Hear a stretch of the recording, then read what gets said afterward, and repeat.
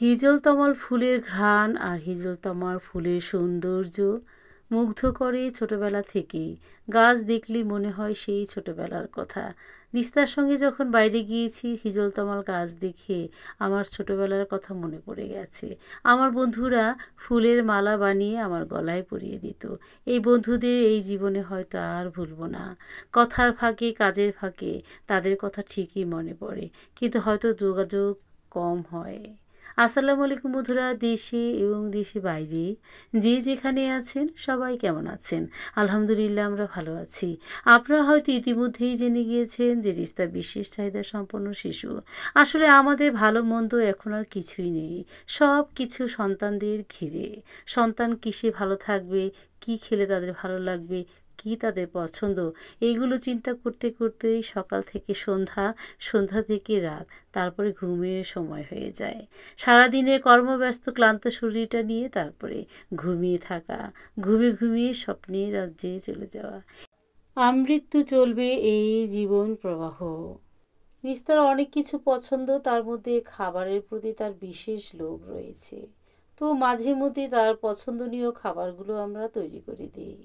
তো বিশেষ করে শুক্র শনিবার যেহেতু বাসায় সবাই থাকে, তো আমরা চেষ্টা করি শুক্র শনিবারে বিশেষ কোনো আয়োজন করতে। তো আজকে দুপুরের আয়োজন ছিল গরুর মাংস আর পোলাও।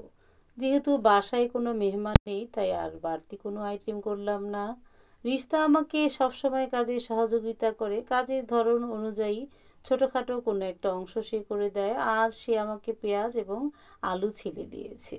ময়লার বালতি পরিষ্কার করে এসেছে, তার আগে বাইরে থেকে একটু ঘোরাঘুরি করে তারপরে শুরু করেছে মায়ের সাথে কাজ।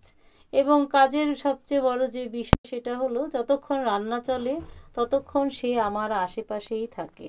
রান্নার ক্ষেত্রে আমি মশলা এবং তেল খুবই কম ব্যবহার করি। বন্ধুরা আপনারা হয়তো লক্ষ্য করেছেন। তো রান্না শেষ পর্যায়ে রিস্তা আশেপাশেই ঘুরছে কখন খাবে।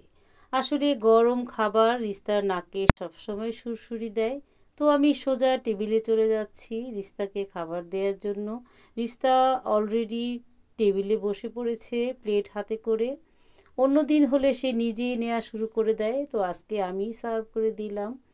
সে খুব মজা করে খাবে, এটাই আমার কাছে খুব ভালো লাগে যে খাবারটাকে সে খুবই মজা করে খায়। তার খাবার দেখলে আমারও খেতে ইচ্ছে করে, তো আমরাও বসে পড়বো খুব শীঘ্রই, সবাই আশেপাশেই আছে। আজকের মতো বন্ধুরা এখানেই শেষ করছি। যে যেখানে আছেন সবাই ভালো থাকবেন, সবার জন্য অনেক অনেক দোয়া রইল। আসসালামু আলাইকুম।